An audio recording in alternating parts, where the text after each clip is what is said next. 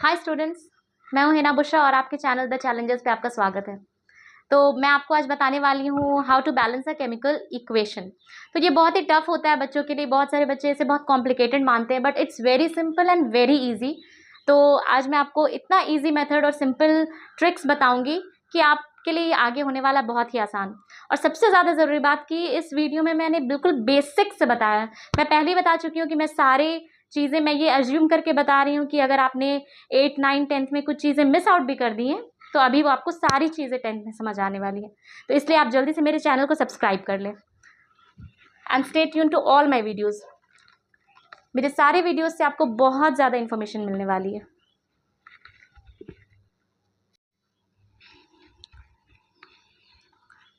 मान लेते हैं कि हम बाज़ार गए, ओके, और वहाँ से हम सैलड की कुछ चीज़ें लेकर आए। ठीक है, सैलड के लिए हम जैसे रेडिश लाया हमने, और क्यूकम्बर और टोमेटो और कैरेट, ये 4 चीज़ें हमने ली। ठीक है, उनका टोटल वेट हो गया 3 kg, suppose 2 kg, half kg हमने सब कुछ लिया। ओके, तो आपने वेट किया इसमें सैलड की सारी चीज़ें। ठीक है, जो भी था, जैसे क्यूकम्बर, कैरेट एंड टोमेटो। चलो मान लेते ये 3 चीज़ें हमने सैलड के लिए ली। फिर आप घर आए, आपने क्या किया, सैलड को कट किया। सैलड कट किया तो उसमें से क्या निकला, सैलड बन गया और थोड़ा छिलका निकल गया, मीन्स पील्स। तो एक प्लेट में अगर आप सैलड रख दें और एक प्लेट में अगर आप पील्स रख दें तो इसका वेट कितना होना चाहिए। अगर हमने ये सारी चीज़ें 3 kg खरीदी तो इसका वेट कितना होना चाहिए। इसका भी वेट ऑब्वियसली मान लेते हैं अगर 500 ग्राम हमारा छिलका निकल गया तो ये 2.5 kg, और सैलड हमारा हो जाएगा 2.5 kg, और पील्स हो गया 500 ग्राम, है ना। तो यहाँ पे क्या हुआ कि 3 kg अगर हमने सैलड लिया है तो जब हम इसके कट करने के बाद हमें जो भी मिल रहा है, सैलड और ये पील्स दोनों मिलाकर, इसका भी वेट कितना होना चाहिए, 3 kg ही होना चाहिए। अगर 3 kg नहीं आया, सपोज 2.5 kg ही आया, इसका मतलब आपने रास्ते में कहीं कुछ ना कुछ गिरा दिया है या आपने छोड़ दिया है वहीं पे। ठीक है, तो अगर ये दोनों 3 kg होता है देन इट मीन्स कि इट्स परफेक्ट। तो हमारे केमिकल रिएक्शंस भी ऐसे ही होते हैं। ओके, अगर रिएक्टेंट में कुछ है, सपोज जो भी रिएक्टेंट का जो मास है should be equal to the mass of the product. तो इसी वजह से हम लोग बैलेंस करते हैं केमिकल इक्वेशन को, और इसे हम कहते हैं law of conservation of mass, कि the mass remains conserved even after the chemical reaction. Okay, तो अब आपको समझ आ गया कि हम बैलेंस क्यों करते हैं। अब बैलेंस कैसे करते हैं वो मैं आपको बताऊंगी बहुत ही सिंपल तरीके से।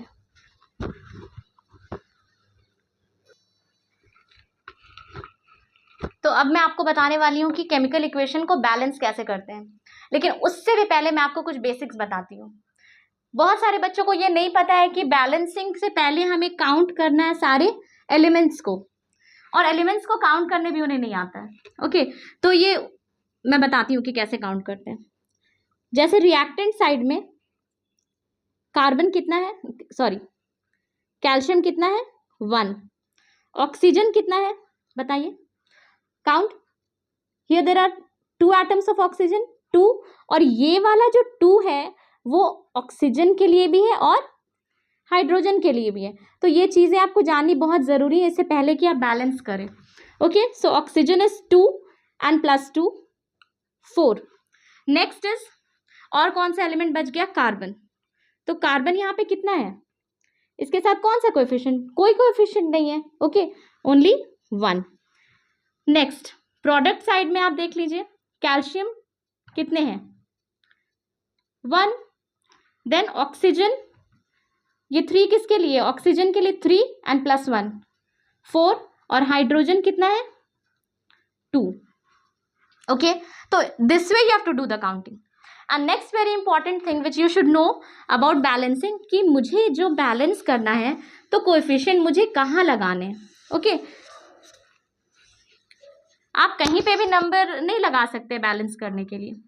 Okay, so this is the place where you have to put the coefficient here.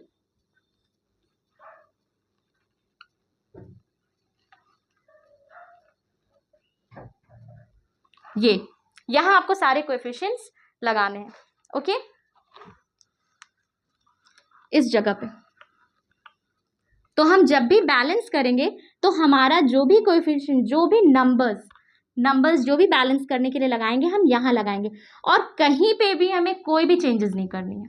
Okay, तो अब हम बैलेंस करेंगे एक सिंपल सा equation. Will start from a simple equation. इस इक्वेशन को मैं बाद में बैलेंस करूंगी. ओके, सबसे पहले हम स्टार्ट करते हैं एक सिंपल से इक्वेशन से.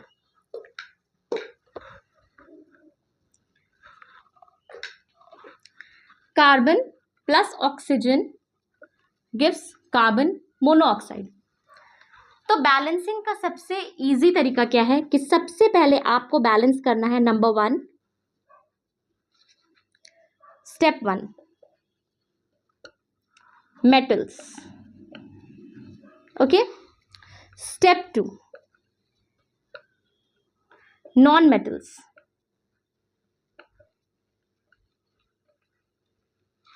Step 3, oxygen, and step 4, hydrogen. Okay, अगर आप ये स्टेप वाइज करते हैं ना ये चीज, तो आपका सारा इक्वेशंस बैलेंस होगा. बस आपको पहचानना मेटल्स क्या होता है. We all know metals, iron, copper, zinc, sodium, these are all metals. तो सबसे पहले हम मेटल्स को बैलेंस कर लेंगे. Next is are non metals. Non metals क्या क्या होते हैं? कार्बन, सल्फर, क्लोरीन, ये सारे नॉन मेटल्स हैं. Next is oxygen and finally hydrogen. तो जब हम सबसे पहले मेटल्स को बैलेंस करेंगे फिर नॉन मेटल्स को बैलेंस करेंगे. नॉन मेटल्स को बैलेंस करने के बाद हम फिर से चेक करेंगे कि मेटल्स हमारा बैलेंस्ड है या नहीं, या उसमें कुछ चेंजेस आया है. अगर उसमें चेंजेस आया तो फिर से हम इसे बैलेंस कर देंगे, तो हमारा मेटल्स और नॉन मेटल्स बैलेंस हो जाएगा. फिर हम क्या करेंगे, फिर ऑक्सीजन को बैलेंस करेंगे. ऑक्सीजन बैलेंस करने के बाद again will move back to step 1 and step 2 कि हमारा मेटल्स नॉन मेटल्स में कुछ चेंजेस आया है या नहीं. तो अगर मेटल्स नॉन मेटल्स में चेंजेस आया तो हम फिर से उसे बैलेंस करेंगे. मैं दिखाऊंगी बहुत सारे examples. And finally we will balance hydrogen. Okay, तो will move from the simplest equation and then slowly will move on to the complicated ones. Okay, तो यहाँ पे हमारा मेटल तो एक भी नहीं है. We have a non metal carbon. You can see here carbon is equal to 1, here also it's equal to 1. Oxygen, you always don't need to write this, आप नहीं भी लिख सकते हैं, it's okay. ऑक्सीजन कितना है यहाँ पे हमारा 2 है और यहाँ 1 है. ओके, तो हमें क्या करना होगा, ऑक्सीजन को बैलेंस करना होगा. ऑक्सीजन हमें कितना होना चाहिए 2. तो मैंने ऑलरेडी बताया कि यहाँ पे अगर आप लगा देते 2 तो ये तो पूरा कंपाउंड ही चेंज हो जाएगा ना, ये तो कार्बन डाइऑक्साइड बन गया. हमें कंपाउंड नहीं चेंज करना है. That is why the previous thing which I told you was very very important कि हमें यहाँ लगाना है 2. ओके, अब हमने यहाँ 2 लगाया तो हमारे साथ प्रॉब्लम क्या आती है कि जब हम यहाँ लगाते तो इसके साथ इस कंपाउंड में और भी जो एलिमेंट है उसका भी नंबर चेंज हो जाता है. Okay, so this problem arises. तो but you don't have to worry, you again counted. यहाँ क्या है, कार्बन 2 हो गए तो हमने यहाँ 2 लगा दिया. तो अपनी तरफ से बैलेंसिंग के टाइम जितने भी हम लगाते हैं नंबर्स वो यही लगाते हैं. Okay, now you can count and see it's balanced. Carbon is 2 on the reactant side and 2 on the product side. Oxygen is 2 in the reactant side and 2 in the product side. Now next equation.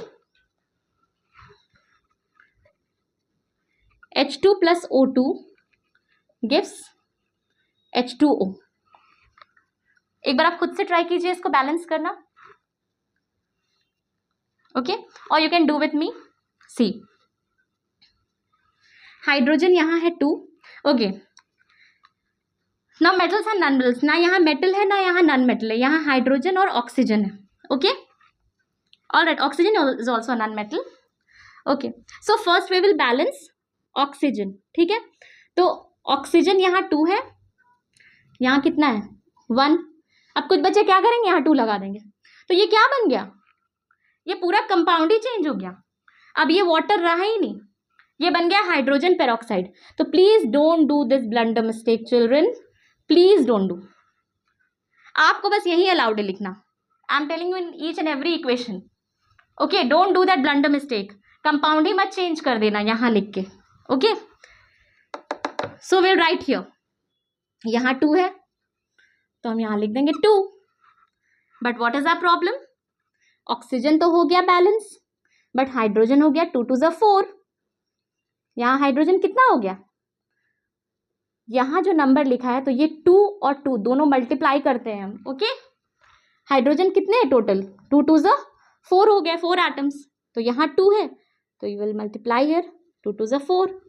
Now can you see, hydrogen 4 4, oxygen 2. It's totally balanced.